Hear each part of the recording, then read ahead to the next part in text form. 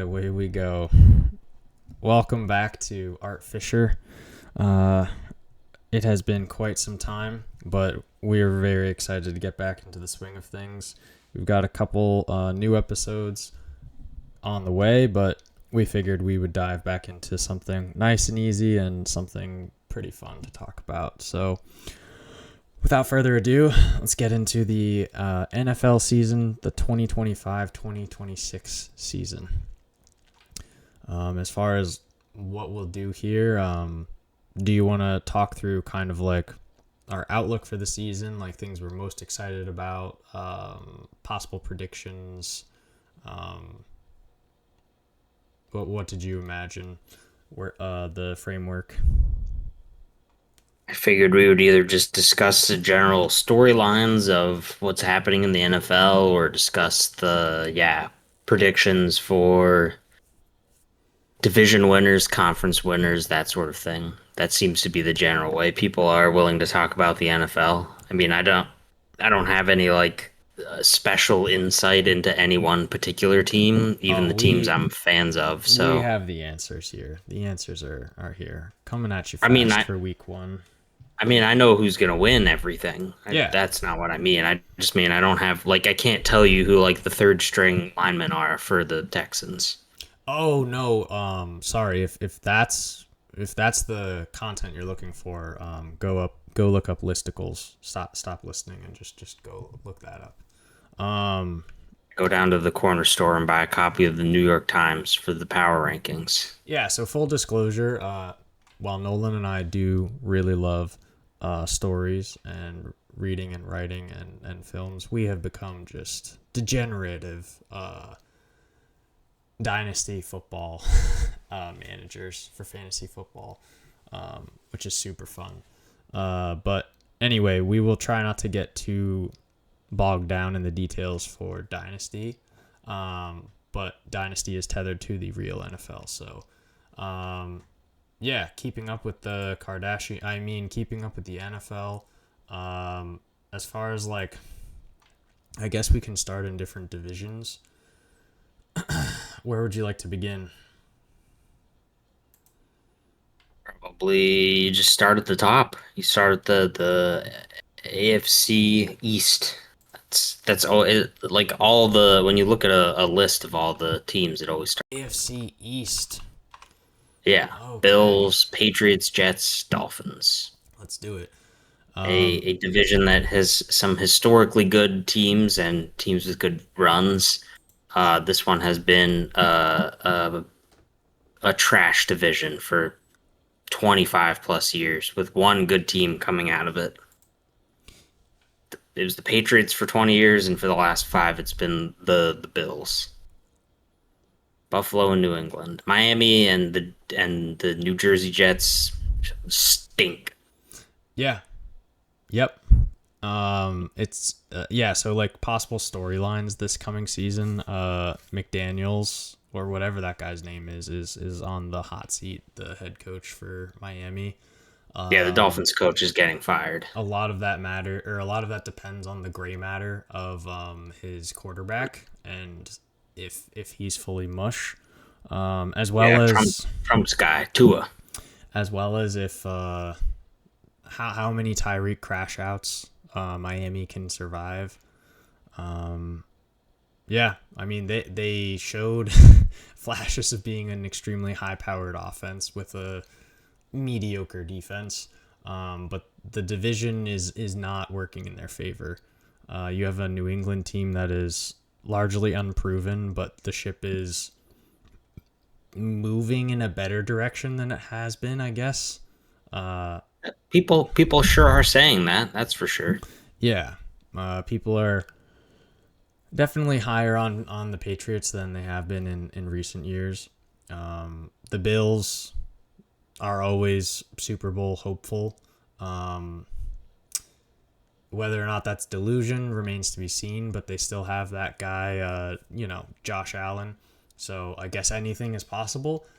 He's now wifed up, so maybe that will allow him to focus more on the NFL. I think he'll just get distracted by sinners. Yeah, I don't. every single year I hope the Bills make it to the Super Bowl and eventually win. I'm not a Bills fan, but I just would love to see them do it. But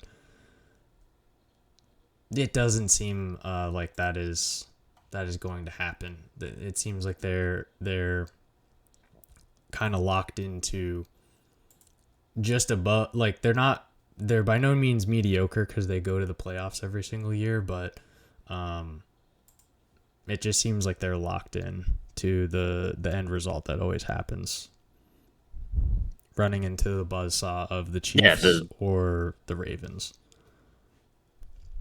Yeah, the Bills are the clear favorites to win the division. I don't know how you could predict anything otherwise. There are definitely some strange people who believe that the Patriots will go from being a incomplete, barely palatable team to a division winner, or even a playoff appearing team. But yeah, the Bills are the obvious champs of this division. And the only thing that would stop them would be an injury to Josh Allen, because even when Josh has sort of up and down seasons or up and down games, they always win 11. They always win 10 or 11 games. So even when they've been bad in the last 5 years with him, they've still managed to win the division, get to the playoffs. I think the Dolphins basically, through no fault of their own, have been a soft, weak team that can't play in the cold, and so that kills them when it comes to the playoff football, because every other team plays in the cold. I was going to say, so somehow Miami they lose all in this division, which doesn't make any sense at all. It's the East. It's all on the East Coast. So you have New England, which is on the East Coast, and Buffalo, which is almost on the East Coast, and then New Jersey, which is East Coast, and then Miami, which is on the East Coast. It's just in the South, and would make a lot more sense to be in the AFC South, which also has Southern teams, but randomly mid. But anyway, don't think Lake about Erie the divisions. Is almost an ocean. Only a few of them make sense. Lake Erie is almost an ocean. They've got some coast there, I guess. Yeah, the Great Lakes are close to Buffalo. Yeah, they're almost by the Great Lakes. Okay, I'm done talking about the AFC. But yeah, the only other. All right, yeah, Mike McDaniel's gonna get fired. No, sad, low energy. What were you gonna say? I was gonna say, like, story time. The storylines for each team is like Patriots and Jets have new coaches, and Miami is going to have a new coach by the end of the year. So it's just a disaster. None of these teams know what they're doing, except the Bills, I guess. But their coach loves terrorism. Yeah, I will refrain from talking about my hopeful future for the Patriots, given I have Drake May and Travion Henderson and Dynasty. But moving past that. Pure delusion. Those players are not enough for that team to be good. Some people say delusion. The AFC West, which we are recording this after the Thursday and Friday night game. The Friday night game most markedly taking place in Sao Paulo, Brazil, where the Chiefs opened the season with a loss against the Chargers, which is quite incredible. Just from like a casual NFL watcher's perspective. Obviously, you get the storylines of people being like, boo, Chiefs, I just want someone new to win. But anyway, yeah, this division is the Chargers, the Chiefs, the Raiders, and the Broncos, which is always a fun division. You have the new injection of Geno Smith reuniting with Pete Carroll, led by a Chip Kelly helm for the offense, as well as getting Ashton Genty, the most, I don't know if you want to say sought after offensive weapon, but he's just like a muscle bound hamster who refuses to be tackled. Yeah. Denver bolsters their defense.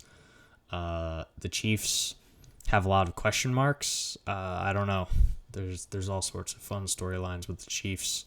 You've got Rice suspended for 6 weeks. Travis Kelce taking out his own players. He's pregnant now. Well, the question for the Chiefs is just whether or not, like, a team that plays the ugliest, least entertaining form of football can reach a fourth straight championship without any star players other than Patrick Mahomes and I suppose Travis Kelce, but What about he Chris hasn't been Jones? good in years. Chris Jones hasn't been good his whole career. Not a good player. Not a superstar. Not a good player. I don't The think stats I don't stats show it. I don't think they get to the playoffs or win multiple Super Bowls without Chris Jones. Some of us watch, some of us pay attention to the stats. Chris Jones is not a good player. Yeah, I mean, we talked about we think the Bills will win that division, the previous one. Who have you got in this one? We got some spicy possibilities here. Well, before the season, I would have said the Broncos, but since the season started and we watched the Chiefs be bad and capable of losing, I'm going to say the Chargers now because the Chargers looked good against the team that is always in every game and cheats and finds ways to win. They The tried. refs were They almost did. well, the refs were calling penalties against the Chiefs, which hasn't happened since like 2021. Maybe even earlier than that, back when Tom Brady was still in the AFC. It did So seem like they were doing a lot of makeup calls for the past couple of years. Like right. they So were if just slapping if the them with refs are everything. going to penalize the Chiefs, then that's not a team that's going to win the division. If that was just a fluke game because it was in Brazil and they were feeling, spicy and because it was a different country, then yeah, I guess the Chiefs will just win the division and it'll be the same type of boring dink and dunk bullshit football. We don't have any good players. Kareem Hunt has multiple Super Bowl rings, just horrible stuff, terrible stuff. I think that it's likely that the Chiefs still make it to the playoffs, even though they're a bad team. Yeah, It would they be might get a shocking for wild them to card. just not get there. But I think there'll be a I don't know. wild card. But yeah, it would be really shocking if they weren't in it. That would be the first time Mahomes doesn't make it to the playoffs. Yeah, Anyway, I'm gonna go with Denver. I definitely believe in the Chargers. I still just believe in Denver and that Grinchy man out west in Colorado, Sean Payton. Bong Rip Peyton, I think he's cooking up some scary stuff. That defense terrifies me. Greenlaw's out today. They're going to start 0-1. Who are they playing? The league worst Tennessee Titans with a rookie quarterback. Yeah, that's a recipe for 2+ interceptions, and like multiple punt blocks. Like the special teams are gonna take over. It was also a league worst special teams unit. Yeah, Tennessee is just bad at everything. I'm excited to see Mo Picks in his 7th or 9th season of playing post high school football. 2nd season in the NFL, by the way. But in all honesty, I am looking forward to seeing him play.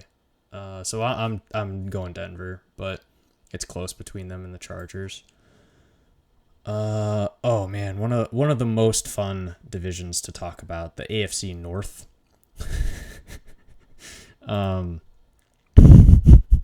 This one consists of all those fun Ohio teams and Pittsburgh and Baltimore. So you've got Cleveland, the Bungles, the Steelers, and the Ravens. Who have you got in this one, or the fun storylines to watch? Every team has a good storyline here.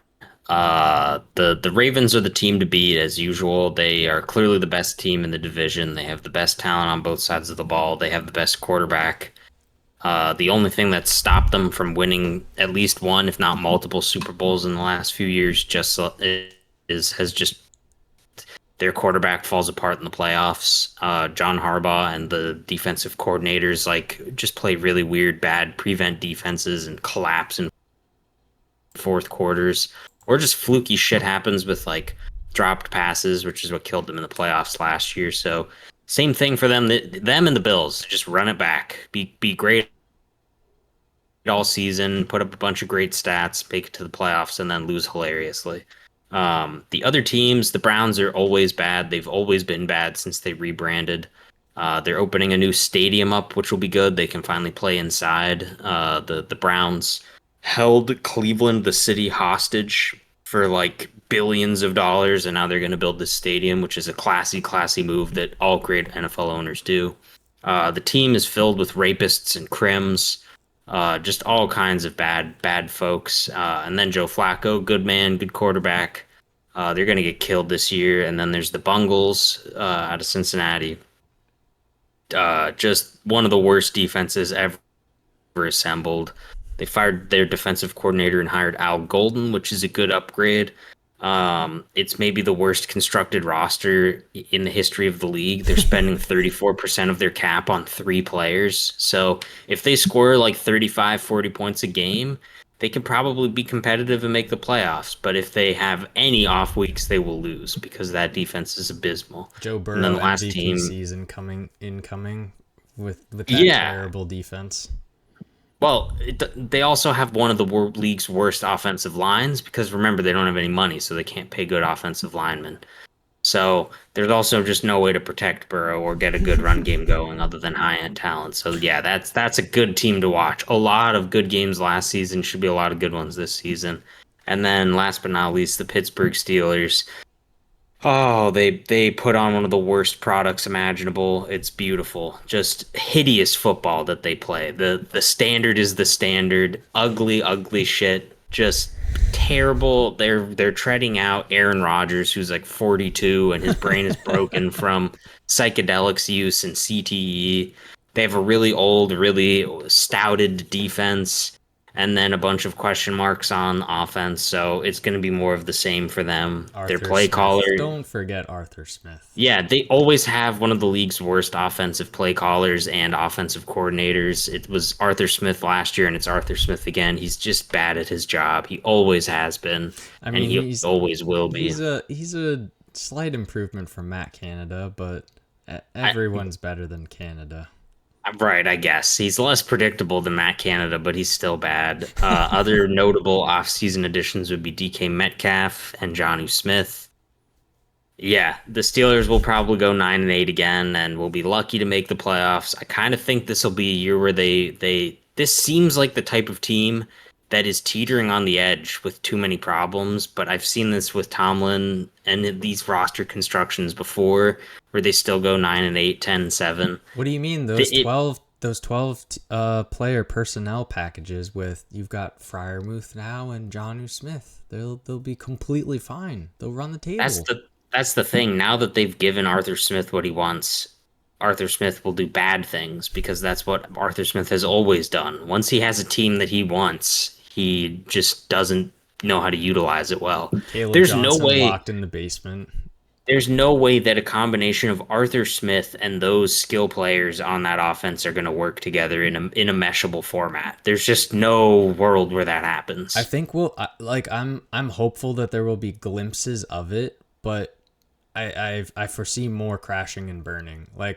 It's kind of like one of those Daedalus principles. Like they score like 2 or 3 like really nice touchdowns and then they just can't sustain it because the wax melts and then they drown. And you saw it in Atlanta with those quarterbacks. It's just those quarterbacks didn't even have big egos like Aaron Rodgers. He is the wax. He's the wax you're talking about. Yes, for sure. Yeah, I mean, I'm obviously going Ravens, winning this division.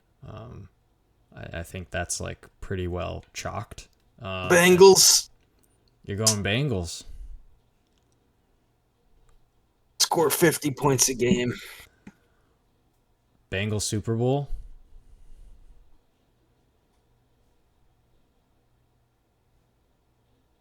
Bengals Super Bowl. All right. The last one for the AFC is the AFC South. This is kind of like, oh my God, this one always hurts me just to think about. It's like a grab bag division. You've got the Titans, the Texans, the Jaguars, and the Colts.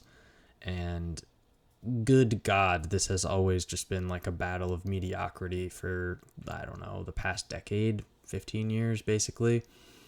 You've got you've got a good like influx of young talent in a couple of these teams. The Jaguars just also got allegedly great offensive play caller Liam Cohen, as well as Travis Hunter. So apparently their offense is going to be scary. The Colts have so many question marks with their team. They are trotting out Daniel Jones over Anthony Richardson, which is a bold strategy for any team. Giants fans chuckling in the corner. You have the Texans, who looked solid in Stroud's rookie year, and then they just kind of looked like they were just pooping themselves last year. And then you have, They're better last year than the year before. I guess, as far as their record goes, yeah, I guess I was thinking about fantasy. The Titans are the team to watch this year with their rookie quarterback, Cam Ward, or as you like to call him, the Warden of the South. They also got a number of interesting prospects on their wide receiving core. So, yeah, I mean, this one is. I'm gonna go the Jaguars. Van Jefferson. What? Those good prospects like Van Jefferson. No. Tyler Lockett. I'm talking about the young guys. Ayo Manor, I think could do something, but remains to be seen. I'm gonna go Jaguars for this one. To win the division. Yeah, for sure. Oh, I'm going Colts. Holy shit. Okay. Yeah, the glue factory. Tyler Warren becomes the QB1. They are gonna give Jonathan Taylor 35 carries a game and be the number one rushing offense and just win based on a reasonably well constructed roster, and just pray that between Jones and Richardson, the 4 turnovers they generate a game don't kill them. Jesus Christ. Every other team has big flaws, whereas the Colts' only real flaw is they don't have a quarterback that they can put out there without being scared. Like, the Titans are just not it. They have too many holes on the team. The Jaguars have a horrible defense and a lot of uncertainty on the offense because of their new coach. And the Texans have a really bad O-line. They have a great defense overall, but it's unclear if their offense is going to be able to succeed. They don't have a good running back. They don't have a good line. So I think Stroud is going to take a lot of hits. And with that division's best defense and best coach, because I do think they have the best coach, you'd think that would be enough to edge them out. Because I'm not sure that Shane Steichen is a great coach, but he's been a solid coach. He's been a solid coach with that team. He took Gardner Minshew to the playoffs. No. I agree he's a solid coach. I agree he's solid. He is not a great coach, though. No, he's botched this entire Richardson-Jones thing. Yes. So that's why I'm taking the Colts. Get the glue going. Tyler Warren starts throwing passes to himself. I think that's all it is. It becomes backyard football. That would be fun. Blarsham. Let's move to the NFC. The largely, you would call it weaker conference, right? It was for the last few years, yeah. Just a lot of there were fewer super high end quarterbacks. It was closer. There were better defenses in the AFC. I think it's leveled out a little bit more. It certainly helps that the Eagles have just become the best team in the league. Yeah, in years prior, I definitely disagreed with you just in not understanding the power levels of the different conferences, but I've come around to recognizing the true power of the AFC force. Well, basically we're in a new like post Patriots dynasty era, right? We're in the Patriots. If you look at the NFL as like post expansion, like basically this century, Yeah. it's been dominated by the Patriots. It was dominated by Belichick and by Brady. And really, the switch of the eras was Brady going to the Buccaneers, Yeah. which was just a team that was solid through and through for years and years that needed both a good coach and a quarterback. And that was the only pieces they were missing. They got Arians and then they acquire Tom Brady. And then Brady starts acquiring like Gronk unretires and they just form a super team. AB. And AB, yeah, and they stomp through the league and then slaughter the Chiefs in the playoffs. That was kind of the beginning of whatever a new era is.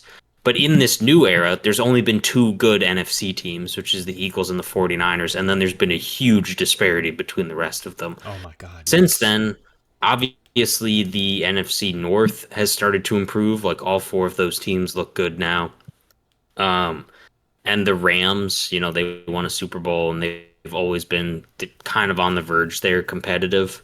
Uh, but other than that, there's a big drop off, and that drop off, I think it's now started to level out. But that's generally the way I saw it. That like for the rest of the 21st century, the AFC dominated. They had all the good quarterbacks. Like you think of all the quarterbacks that won Super Bowls, they're like all from the AFC, and then the only ones from the NFC were just like fluke teams that had like weird like 18-month glory days, like the Seahawks. Like the Seahawks were just good for like 2 seasons. Yeah, I mean, also if you examine like the top, like the league agreed upon top 10 quarterbacks. It's what, like 8 of them are in the AFC, 7 of them are in the AFC. Uh So you've got Lamar, Probably something like Allen, that. Mahomes, uh, Hmm. Herbert, depending on if you want to put him in there. But yeah, I don't want to like I think derail most this. people But agree he's a basically, top 10 guy. like the AFC is just chock full of great quarterbacks. The NFC has some young talented quarterbacks, but they're not like MVP candidates every year. You might say. So anyway, let's start with the NFC East. One of the most fun divisions for how topsy turvy it is or has been the past couple of years. You've got the Eagles, you've got the Cowboys, you've got the Giants, and you've got the Commanders or the Skins, however you want to refer to them. Um, yeah, full disclosure, I am an Eagles Yes. fan. This is not a lording over from last season, but it was nice to see them win, obviously. They are a scary roster, but it remains to be seen if they're going to be able to like put everything together this year, especially with the loss of their offensive coordinator and the majority of their defensive line. They lost their entire defensive line and I think one safety, one or two, but anyway, they have a great roster, a great roster construction, and an incredible GM, probably the best, if not top 2 or 3 GMs in the league, in Howie Roseman. Then you've got the Cowboys on the flip side of a GM and and owner. This episode comes out post Michael Parsons trade, which remains to be seen how it will end up impacting them. They could get 1 or 2 new Micah Parsons down the line. Yeah, but The only way this trade was bad is if it's the Herschel Walker trade where Parsons is cooked. That's the only way. It's if right. somehow if Jerry knew that Parsons like was permanent, like had a disc is missing and he can't play anymore. Like I that's the mean, only way this was a good his trade. L3 and L4 are pretty bad, or maybe it's L4 and L5. I forget which ones. The Herschel Um, Walker trade was the best trade in history, and it won Jerry Jones multiple Super Bowls. So, it would be really funny if Micah Parsons couldn't play anymore and Jerry just like did it again. That it would be very funny. It seems very unlikely though. I think the Packers are now going to be really gross. yeah, yeah, most definitely. So I think the Cowboys, their offense, looks fine by all accounts. I mean, they still have Dak. who I've come round to not being as big of a Dak hater as I had been in the past. Probably just from watching so much from doing fantasy football. They have George Pickens, which is always a fun like kind of over under on when he'll crash out fully. CeeDee Lamb, who is just a disgustingly good wide receiver, always More has a drops. possibility of being a wide receiver one. But yeah, he had four big drops in the Cowboys Eagles game. Their running back room has a lot of question marks, but apparently Javonte Williams is a god. So yeah, we'll see how they survive down the stretch. Their defense is cobbled together. They don't have Micah Parsons anymore, but they look, I guess, fine. They were playing against the Eagles, so they only held them to 24 points. Their secondary still looked good. I mean, they shut down one of the league's best receivers. Yeah. They had trouble in the flat, which allowed a lot of short passes to, Goodert and Smith and dinks and dunks to the running backs. And obviously the bigger problem was there was some talk that the Cowboys defense did do a good job because Saquon wasn't efficient and only had like 60 rushing yards, but I'm pretty sure between Shipley and Hurts, they had like 120 rushing yards. Like they killed them on the ground. There particularly was also Hurts. a lightning delay, which everyone knows that a workhorse like Saquon gets better as the game wears on. If you pause him for an hour, it's over for him. It's like putting him in an ice bath. Right. Yeah, I mean, I think the thing that's scariest if you're a Cowboys fan is that the Commanders are moving in the right direction. They have Jaden Daniels, who's like probably the most fun quarterback to watch. Like up and coming talent. He's just like disgusting. definitely. His decision making is incredible. He has like all the talent in the world. He's super fast, and lithe, and like just puts people on roller skates. I guess yeah. We'll talk about the Commanders now. They brought back Terry McLaurin. They brought in Deebo Samuel. They got rid of B-Rob, and they now are relying on a committee for their running backs of Ja'Cory Krosky-Merritt or Bill, Austin Eckler, Chris Rodriguez, and oh man, I can never remember the last guy. Is it McNichols? Nickel. It's some kind of nickel guy. Nichols, Jeremy McNichols. Tanner McNichols. Jeremy McNichols. McNichols is not a good running back, and he will be phased out of that offense sooner than later. I guess the question mark for me is on their defensive side. I think they bolstered a little bit in the draft, but I think they made some trades in the offseason to bolster their line. But they got older. Like one definitely of the a team to oldest watch. teams in the league. Definitely a team to watch, sorry. Yeah, they are definitely getting older.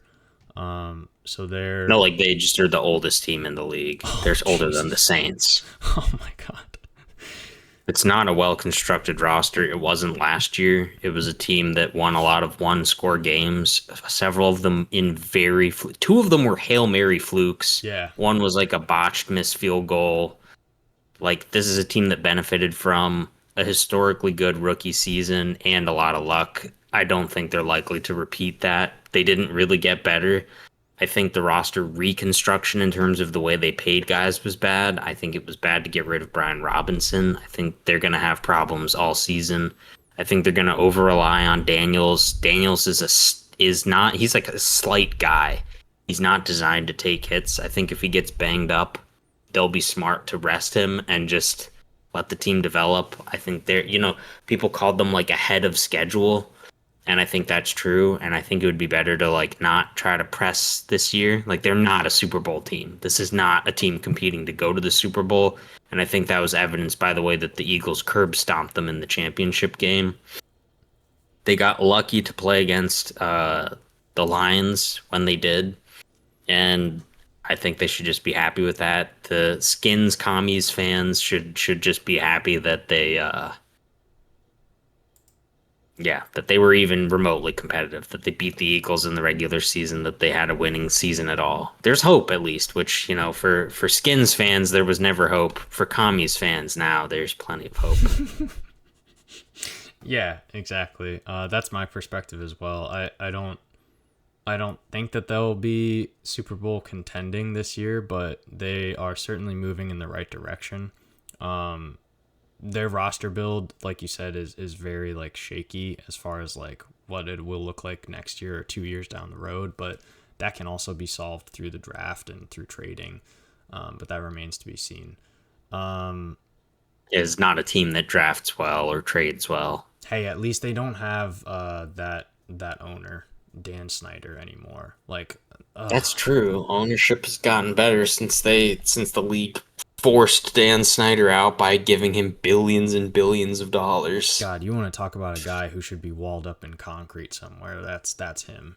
Just like, anyway, moving on to the Yeah, last I don't team, want to get into that. the last team in the division, but certainly not the least. Given I am recording this from New Jersey, please don't come Yeah, the New Jersey Giants. please don't come for me with pitchforks and torches. Uh, yeah, as an Eagles fan, I've been to a number of Giants games, and I gotta say, I'm impressed with where this team is moving, the direction they're going. Jackson Dart is looking quite hopeful. Their defense, they got Abdul Carter now. Yeah, a lot. There was like I went to a preseason game against the Patriots, and I asked the friends I was with if they were hopeful. I was told that that was the wrong word to use, but I don't know. I felt some hope in the stadium, which I don't think that MetLife has really experienced in years.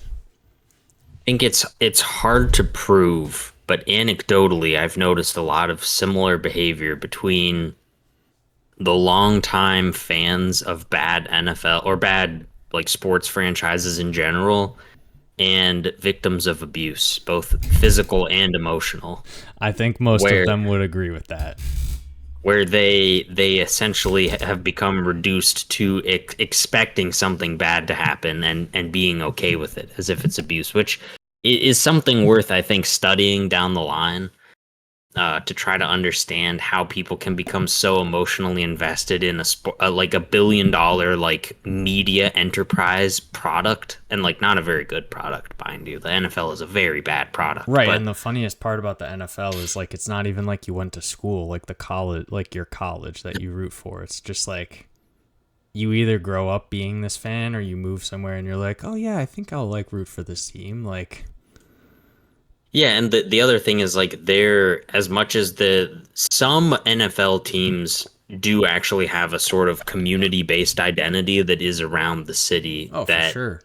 feels more like I said communal based. Like the Eagles are for sure one. They have a culture. It's been there a long time. It's a disgusting culture. It's a dirty culture. I hate it, but I it's there. love it. It's the same with the Steelers. But like by and large, these are just products. These are just like an invented thing designed to sell toys and money and beer and trucks and stuff, Disney. and like culturally keep it. Yeah, it's a different form of Disney, but it's essentially Disney. Disney Uh, for largely like male audience yes, closeted gay men, or deeply in the closet. infantile Peter Pan syndrome people. Right, but the point I was making is to be a fan of most teams, the teams don't even stay in the same area. They don't stay in the same city. The teams move cities. The players change every year. Like it's very rare that a team just gets to have one guy and they keep that guy for a long time and it's successful. There are a handful of exceptions currently. Like in this current iteration of the NFL, there's a few teams that have managed to keep the same culture they've had for a long time and have a stable roster for a long time. But that's rare. It shifts a lot, and so it's weird that people have that sort of emotional attachment to their teams. Like for example, I'm a Buccaneers fan. I have been since I was a child, because as a child, the Buccaneers won one fluky Super Bowl, and me as a kid seeing a Pirates team winning against like the Raiders was just really funny, and I just rooted for them ever since. Buccaneers before that Super Bowl were garbage for their entire existence, and since then had mostly been really bad. bad. And then all of a sudden, like they built up this good roster and got Tom Brady, which was disappointing. It was a lot more fun when they were bad, but alas. Yeah. So anyway, bringing it back to the Giants, I've seen a lot of depression since moving to New Jersey. Clinical depression over the New Jersey Giants. Yeah. So anyway, like it's nice to see it moving in the right direction, and some smiles and high fives going around. So like I'm happy for the people I currently am living around. Yeah, moving on to the next up, NFC West. You've got the Arizona Cardinals, the Rams, the Niners, and the Seahawks. This could be a fun division this year. The Cardinals have largely not been able to figure themselves out or the team they're playing against. I don't know. This feels like every game that they play, like they're playing a chess match against themselves where they're not thinking about what the other player is going to do. Kyler Murray is...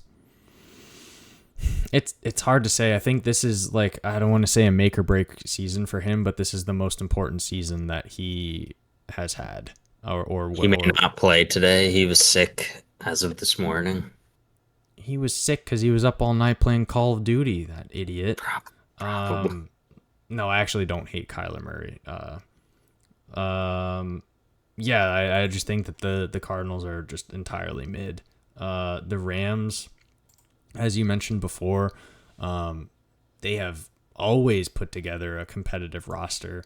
They have almost sniped a number of playoff wins in the past. Like most notably, they almost beat the Eagles last year. If not for Snow, honestly, or Snowquan, they would just be cooked. And also yeah, Jalen Carter, but in the McVay era, at least this current iteration, because you basically like the Rams are another interesting modern NFL franchise where they entered the 21st century as the greatest show on turf and then suffered under the languishing of Jeff Fisher. And then now they've got Sean McVay, and since they've had him, I mean, they've 2 Super Bowl appearances, 1 win. They've always been pretty competitive and in the playoffs. Good God, Jeff Fisher. Okay, yeah, let's never mention his name again. Champion Jeff Fisher, literally better coach than many. No relation. Moving on. We've also got the Niners, as you said, who they've been quite powerful in the NFC, right? As you said, it's mostly just been the Niners and the Eagles. Mm-hmm. This current iteration of the Niners just can't stay healthy. I don't know what they're doing out there. We talked about this like in a number of conversations. If it's the smog that's like killing them, or like their athletic training staff should all be gutted and fired, but people getting shot randomly, like, oh my God, just nothing can get fixed. Their running back, Christian McCaffrey, appears to be on his last legs. Christian McCaff is not able to really survive. At least they have Brian Robinson, I guess. Brock Purdy is locked in on the team. I'm not a Brock Purdy hater. I do think that he is a systems quarterback. I think he's fine in that system, but their wide receiving core is kind of up in the air. Ayuk is on the pup. Pearsall, I have some hope for. Juwan Jennings, I guess they figured out how to pay him. Their defense, though, I think was like largely gutted in the offseason. Like they had like a number of players sniped, and they tried to bolster it through the draft. I don't really have too much more to say about the Niners. Do you? Yeah, I mean, this is a shade of the team that made the Super Bowl 2 years ago. Mm-hmm. They are gonna need Brock Purdy to play exceptionally well for them to be as good as they were then or before for any of their deep playoff runs. Their roster is considerably worse, and with the serious injuries that have afflicted them, it's not looking good. They have, by a really stupid metric, the easiest schedule in the NFL, which should benefit them.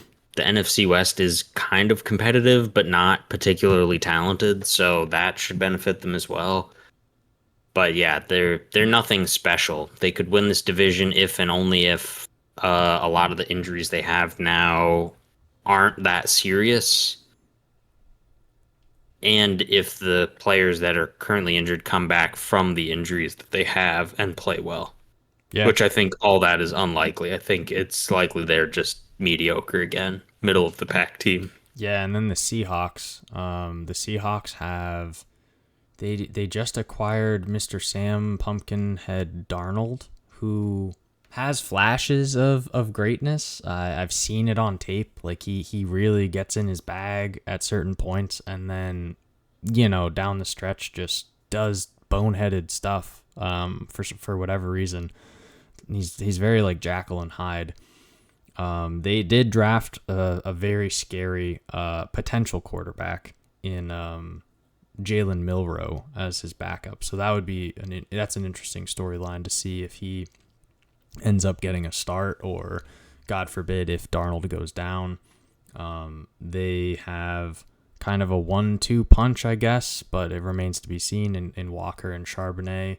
Charbonnet hasn't gotten a lot of opportunity unless Walker gets hurt. Their wide receiving core now is Cooper Kupp on his last legs, a very young Jackson Smith-Njigba, and Torrey Horton, who is a new rookie on the rise. So he would be one to watch out for. Their defense. I mean, this is like a defense first team that wants to run the ball. This is probably going to be one of the league's worst offenses. Yeah. If it's good, it'll be good because those two running backs have productive seasons and both managed to stay healthy, which has never happened before. And their interior offensive line, which was the league worst last season, improves, and they didn't really take steps to improve it. So it seems unlikely that this will be a team that was as good as they were last year. And last year they cobbled together some wins, but this was like with Sam Darnold, this was a Jekyll and Hyde team last year. Like 1 week they would look great, they were dominant defensively, their offense was able to overcome shortcomings, and then the next week their offense couldn't do anything. They were slow. They couldn't accomplish what they needed to do and get stops on defense. So, yeah, this team's all over the place, kind of like the 49ers. I don't have high hopes for them. This whole division is just teams with question marks, like, what are we doing here? And when you have a division like that, kind of like the AFC South, you want to go with the team with the best defense and the best coach. I think it's less clear because Shanahan is he's proven that he's a good coach, but McVay is the one that actually has won Super Bowls, not just appeared in them. And I mean, he has overcome some truly dreadful starts to his seasons as a result of injury, whereas Shanahan is not. Shanahan just succumbed to the injuries. Mm-hmm. So that being said, the 49ers, I do like that they have Saleh back as their defensive coordinator. Yeah. He's going to dial up some really, really nice attacks. I'm going to take the 49ers to win the division. Holy shit. Worst to first. Oh my God. I'm definitely going the Rams. I don't know that much about the Cardinals defense, but I don't have that much faith in what I saw last year unless they turn something around. We did not we got to move back actually to the NFC East. We did not say who would win. I mean, I'm going to go Eagles again, try to be impartial here. Obviously, I'm an Eagles fan, but they already got a win against Dallas, which Dallas can snipe them with one, but I do foresee them winning it, finally breaking that NFC East back-to-back curse. Yeah, how many years has that been? 18 or something? It's not that many, but it's a funny amount. And the previous team that won back-to-back was the Eagles in their mid to early 2000s. I mean, the Eagles are clearly the best team there. They have the most talent on both sides of the ball, and they just won a Super Bowl. So, short of injury, yeah, I'd pick the Eagles to win. Yeah, too many question marks on all the other teams. Way too many. That Giants offense. Not to derail that, I just realized we didn't predict that one. I am actually gonna skip over the NFC North because I really think that one I would like to dig into a little bit more. If that's all right with you. We can blast through the NFC South, who is like the AFC South, probably the worst or the second worst division in the entire NFL. That's why I wanted to blast through them. You've got the Falcons, you've got the Saints, you've got the Panthers, and the Buccaneers. You've got some fun storylines here. The Buccaneers, instead of drafting pretty much anyone else, they decided to go out and get like a Studley wide receiver. Yeah, So they, best player available. Smart, big brain. yeah, I'm not. No, no, no. I'm not saying it was a bad decision. Initially, I was like very confused by it, but I think I've come round to that pick. I mean, Egbuka is awesome. Emeka Egbuka. Allegedly, I mean, he hasn't taken a real NFL snap, but we'll see. Yeah, but their wide receiver room is solid. Baker Mayfield had a great season last year. They did lose their offensive coordinator, so we'll see what happens. I mean, it'll probably be some rough patches, but I have faith they'll be fine. They have Bucky Irving again, Roshan Johnson, Rashad White. Good God, Rashad White. I got there eventually. Is Sean Tucker still there, or? Yeah, he's Okay. he's deep on that depth chart, but he's there. Their defense has been reasonable in previous years. Yeah, people don't give credit to this team, winners of the NFC South 4 years straight, for being horrifically injured last year and still being a top five offense. They've been They're winners of top. this league, of this division for 4 years straight. Yeah, they dominate Damn. these bottom feeders. They've even won this division with losing records. Like, I mean, this is a shit division, and the Buccaneers are kings of the shit. they pooped on the Eagles 2 years ago in the playoffs. They like Oh, really got them. that was a bad Eagles team. But yeah, Yes. this has been a team that is like on the fringes of competition. I mean, even after Brady was there, they've managed to maintain a good, not great roster most years. Last year, it was injuries that killed them. I mean, they were playing with like high school secondaries after week two, and they were good against the run, but if you can't stop teams from passing, you can't win games.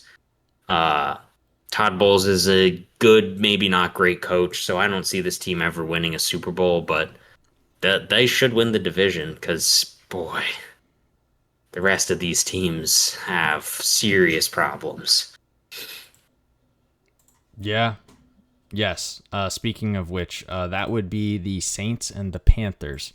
The Saints have newly acquired head coach Kellen Moore, who was the offensive coordinator, most notably at the Cowboys and then the Eagles. So he got the ring with the Eagles.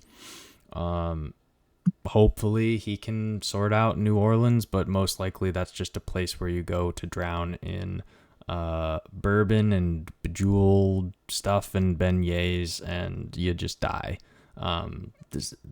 Nothing good has really happened there in the past couple years. What is a beignet? A beignet is like it's like fried dough. It's kind of like a donut, but more French. Yeah, it's yeah, that's really what we're going for on this podcast, just teaching you all sorts of new French cuisine. Yeah, it doesn't seem to matter what influx they have on New Orleans. I mean, last year they started out 2-0, and then they went 2-2, and then they jumped off a cliff from there. And that always kind of seems to be what happens to them. Their defensive coordinator is who now? Who'd they bring in to solve their issues? I have no idea who their defensive coordinator is. I thought it was someone funny.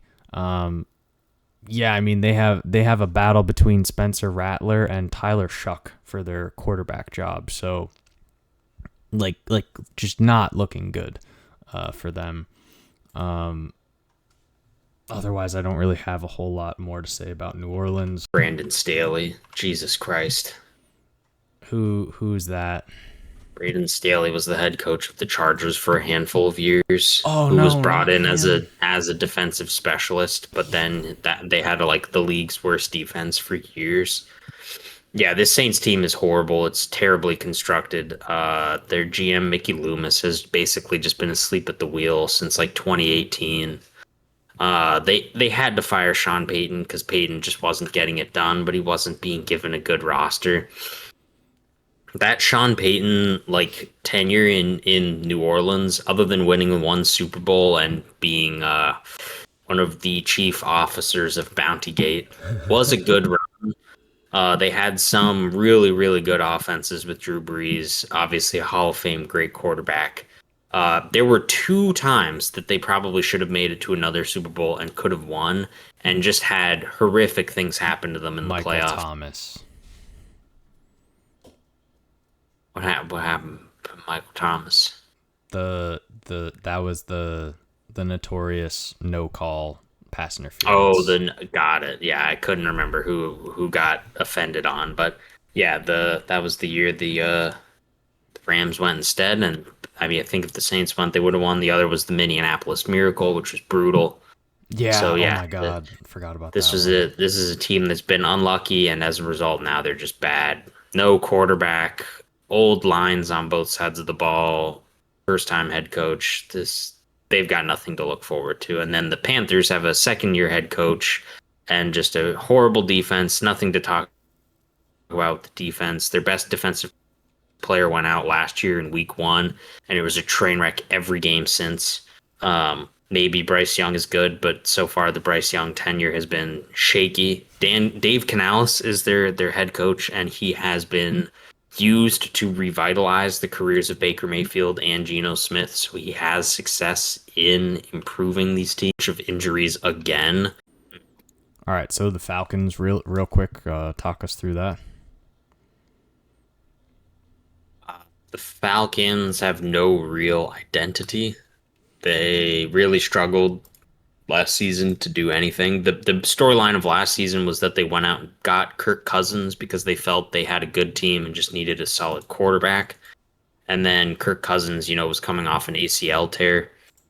And it was cooked. It turns out, when you tear your ACL, you have very limited mobility, and that mobility was crippling.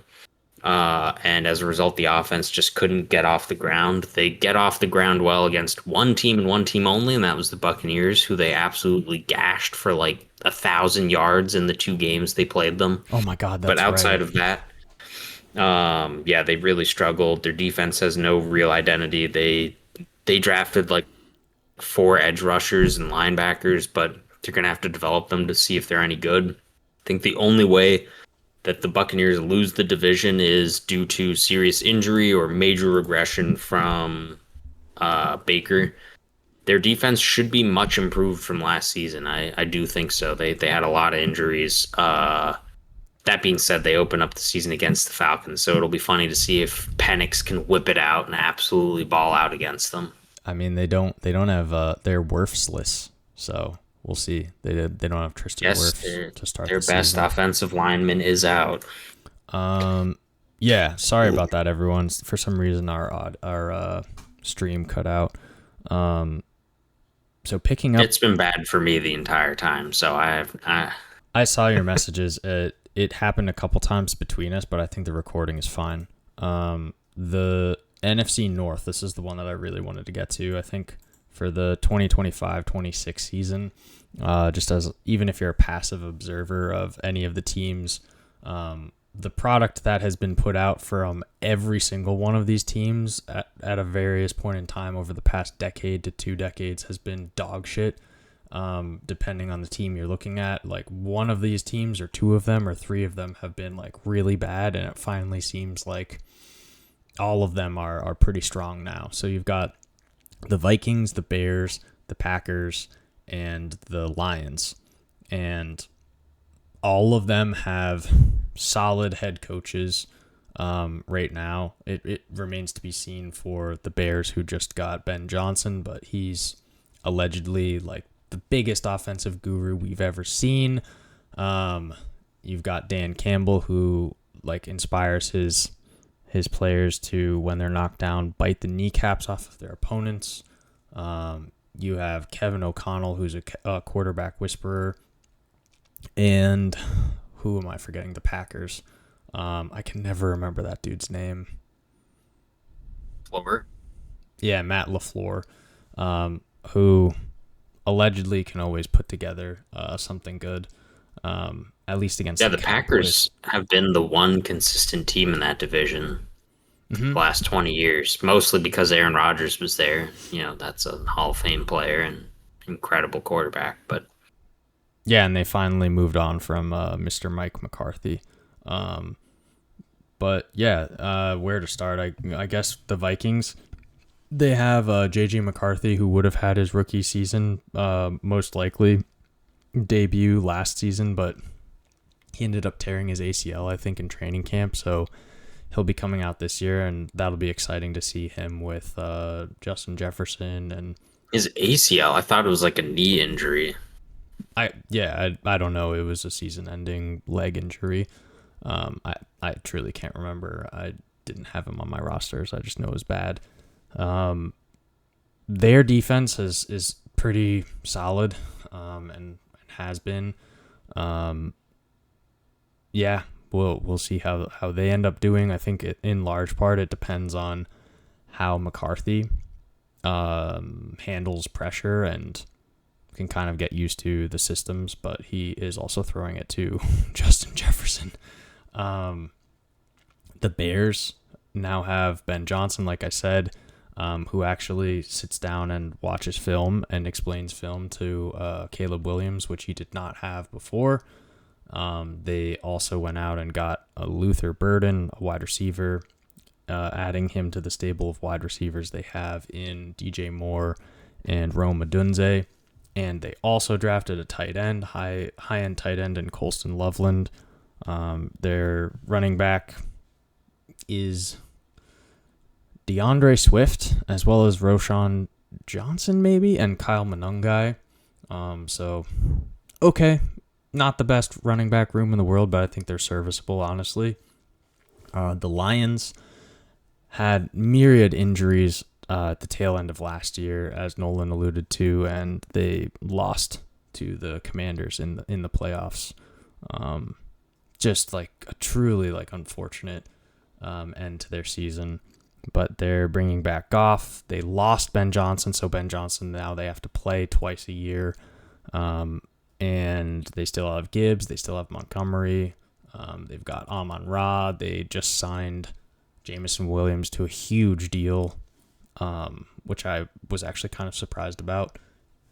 They've got Isaac Tesla, up and coming wide receiver. They still have Laporta.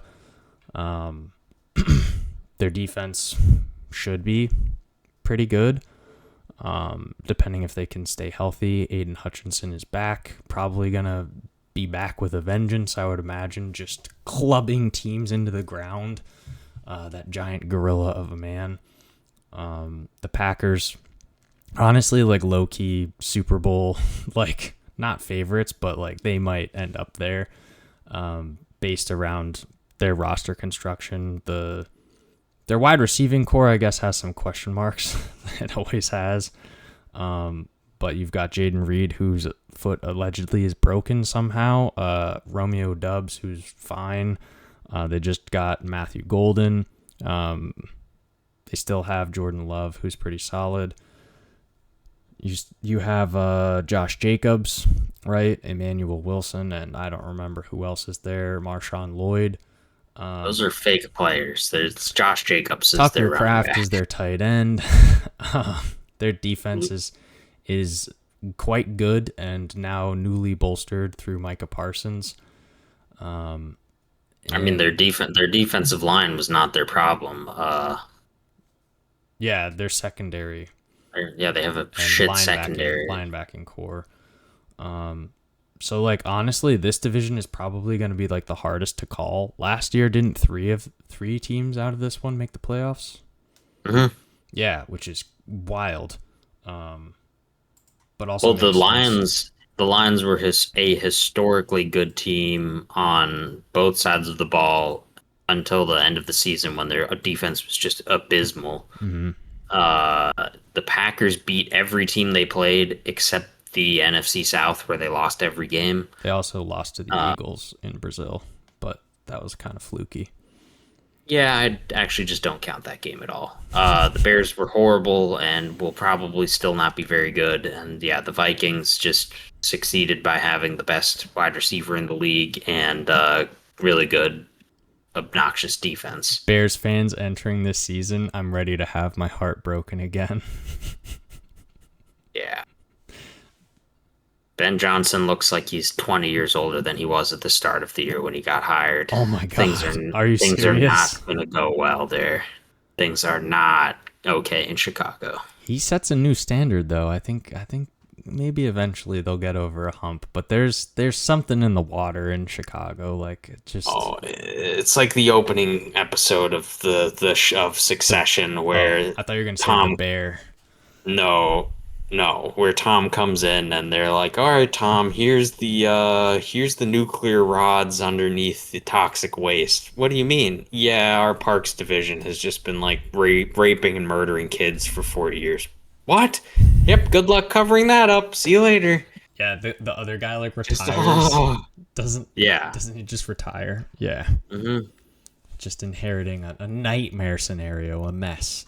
That's what it looks like for Ben Johnson. Like when he came in, it was all smiles, optimism. He now looks like he's been harboring some kind of dark secret. Like he just comes up to the podium and he's like, ah, his hair's gray, bags under his eyes. He's already aged like a president in like a full term, but the Hmm. season hasn't even started.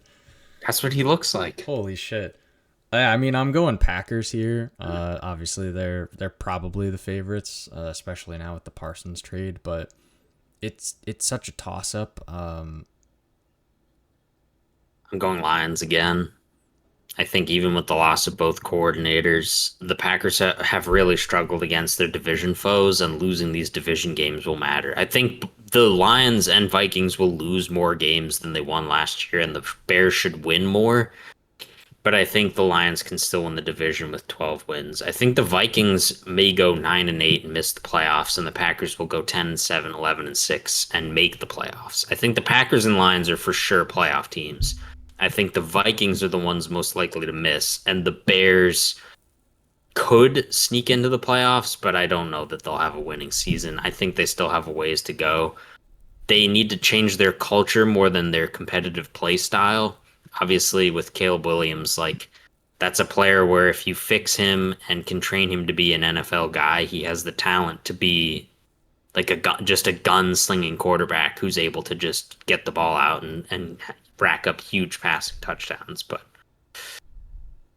that's not what we saw last year. His confidence was destroyed. That was just one of the funniest like mismanaged teams Oh my in god, recent that memory. that Thanksgiving Day game was one of That the was beautiful. that was one of the They worst travesties I've ever seen they had them dead to rights. a They professional had them game. dead to rights. That was the Lions team with no defense falling apart, and then Eberflus just cluelessly, just breathing through his mouth, staring up as the time clicked off, just not calling a timeout. Just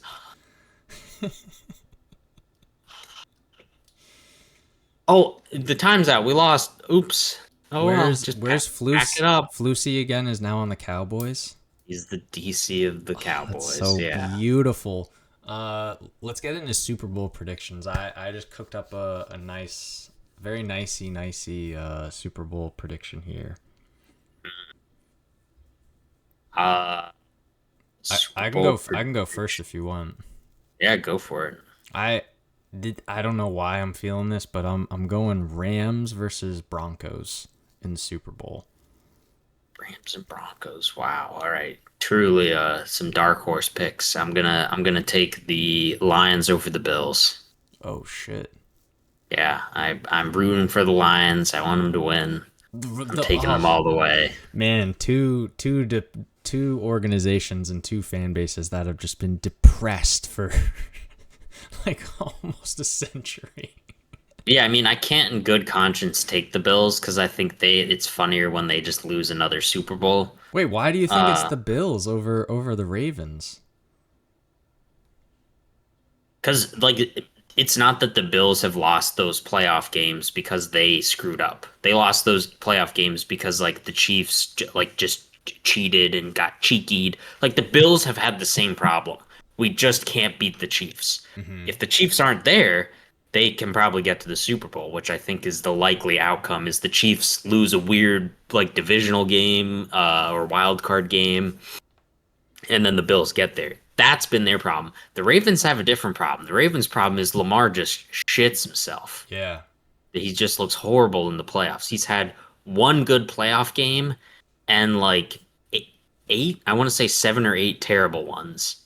Harbaugh's coaching falls through. Like Mark Andrews drops every ball, every pass. Like it just, Oh my God. yeah. That yeah. The Ravens just have fallen apart in the playoffs. That has not been the Bills' problem. I think the Bills have a good all-around roster that should be capable of getting them there. But Yeah. also wouldn't surprise me if just the Chiefs show back up, just It doing their it wouldn't nonsense surprise again. me if the Ravens do end up going. I mean, they're Super Bowl favorites, I think, right now as far as like betting markets. But I Preseason I'm champs again, right. off-season champs. Woo. I'm willing to bet against them. Yeah, I truly I don't know why. I've really come around to um Sean McVay. I think the first Super Bowl he was in, they lost, right?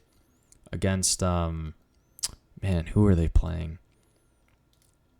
He's been to two Super The Bowls, I believe. Patriots. Yeah, yeah, that's right. The first one he lost, and then the second one, um, they won against the Niners, right? No, they beat the Bungles. Oh, that's right. It was the Bengals. Oh man, just sad, sad Bengals fans. Yeah, I just believe in him and his organization and being able to put together like such a strong team out of not that much. And then I believe in Sean Payton and what's being cooked up in Denver. That said, I'm gonna go with the Broncos mostly just because I'm not sure if Stafford is going to hold up. There's a lot of question marks with his back. Some really scary news coming out about his injections. It seems like it's unclear whether or not they're being truthful about like mitigating that news and trying to like make it sound like it's not that big a deal, or if it is actually not that big a deal. But I'd rather put my money on the Broncos. So yeah. Any other final like really fun storylines that we may have kind of glossed over? I mean, we didn't really talk about the Browns. I just called them Crims. That's really a good storyline. I think the Browns do have one of the most fun and interesting storylines. Like now, I mean, you're in a number of different leagues, but we're in two different dynasty leagues now. And in the one league, I drafted Judkins, and then like within a week, it was alleged that he hit that woman. Um, whether or not it's true, like obviously if it's true, that's terrible. But definitely hit that one. it certainly seems that way. But yeah, you have Judkins who allegedly hit a woman. You have The NFL, they all hit women. Like these are career criminals. right. We're getting to the dark side of this podcast. You've got Deshaun I didn't bring it Watson. up. Didn't bring this up. You brought Cleveland up. Deshaun I Watson. said they had good storylines. Groper Cleveland was not one of them. I was going to talk about the goofy nature of their quarterback room, not that their team is all That's crims. what I was segueing into. Deshaun Watson, otherwise known as Groper Cleveland, like you said. Yeah, they've got Deshaun. They're trotting out Mr. Joe Flacco. Then they have Dylan Gabriel backing him up, who is somehow shorter than Kyler Murray. And then Shador Sanders, who got passed up and disrespected in the NFL draft, who may or may not be good, or who may be in the CFL soon, or just not in the league. Who knows? But I took him on my team, was willing to take a flyer, and he's going to sit in my taxi spot for this year and see what happens, see how things shake out. As far as Cleveland goes, though, like their defense is okay, right? They're kind of okay, kind of fine. Their offensive line is not, though. So whichever quarterback they throw out there is gonna get Relevant. hit. Gonna get hit multiple times. Yeah, so do you think we'll see a Shedeur Sanders start? Yes. Oh, for sure. 100%. Beautiful. Beautiful. How about a Dylan Gabriel start? Yes. It's just going to be 100%. the turnstile every week. Flacco gets 2 starts or 3 starts, and then they They're just... going to start Flacco until he is injured, I think. And then they'll start Gabriel, and then they'll start Shedeur. How many picks before he gets benched? There's a chance if Flacco has like a 3 turnover first half that they bench him and put somebody else in, but they may just then go with Flacco in the following game. Yeah. But the Njoku Flacco connection is strong. Those two are just like children together. It's honestly a thing of beauty, that friendship. Other than that, I mean, yeah, you've got a whole lot of up and coming talent. You've had all off season people claiming that this guy's gonna do this guy's gonna do that. I don't know. We're a half hour away from 20 minutes. Wow, 20 minutes away from the opening kickoff here this Sunday. So we'll try to get you this episode as soon as possible. But other than that, we appreciate you sticking with us, and welcome back to the podcast. Oh yeah, we had that whole break because of working for Doge and the attacks on your health, the hospitalizations. It's been a chaotic 2025. I did forget about that. Yeah. We haven't recorded or been able to record. We had computer issues. I was hospitalized. I'm relatively okay now, but this is a lifelong disease. There's not really there's mitigation. Doing the best that I can. The Doge situation was far worse than the hospitalization. Losing some funding there. It's kind of tough, but... Oh, no, I was working for Doge. I was trying to help them slash and burn. Cut. Yeah, so we're still looking for the Lockheed Martin sponsorship, but until that deal hits... That was another thing, is we're now an unsponsored podcast, specifically because Lockheed Martin, they lost a lot of big contracts. Nightwing picked them up, and it's all kind of stuff that I'm not supposed to talk about, but, security clearances really don't matter. And the people who claim they do are liars. Yeah, and we're not willing to, we're not able to quit our day jobs, and we're certainly not willing to become an NFL first podcast, but we will probably do this every year just because it's a fun episode to do, to mix things up. And we're big, I guess you could call it NFL product fans. Like, we enjoy that's actually one thing I wanted to mention is that, yeah, not only are Nolan and I certain team fans, but I've certainly grown into a state of not, how do I put this? Not being as emotionally invested in the outcome of like a football game that I have no like control over the outcome, and more so just watching it as like a product of pure entertainment and like schlock, as like an action movie basically. And I mean, fantasy football, I guess, kind of assists with that, where it's like numbers based and fantasy, right? It's a fantasy realm. You're not in control of any of it. It's just gambling and just watching for fun.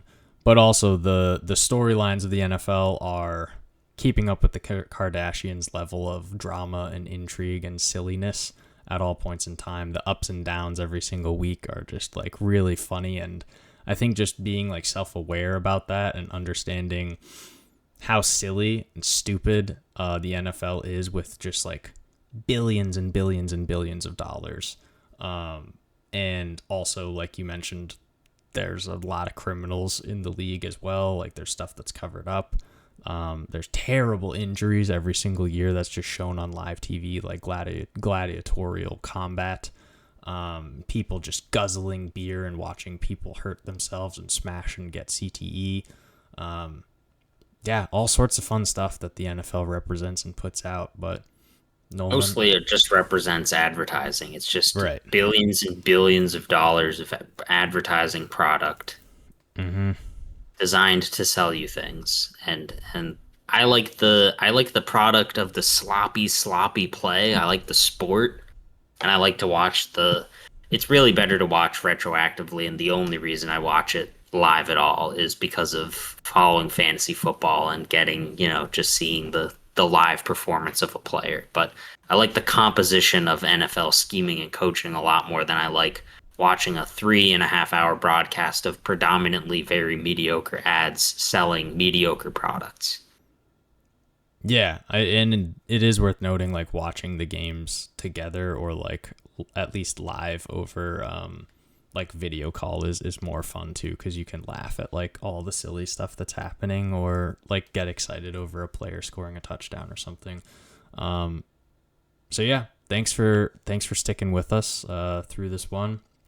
Join us for the next episode, and we'll try to bring you more consistent episodes in the future as far as health dependent, Lockheed Martin dependent, and we'll see if we For get now, that's over with, I assure you. get some of those get that good NFL sponsorship money.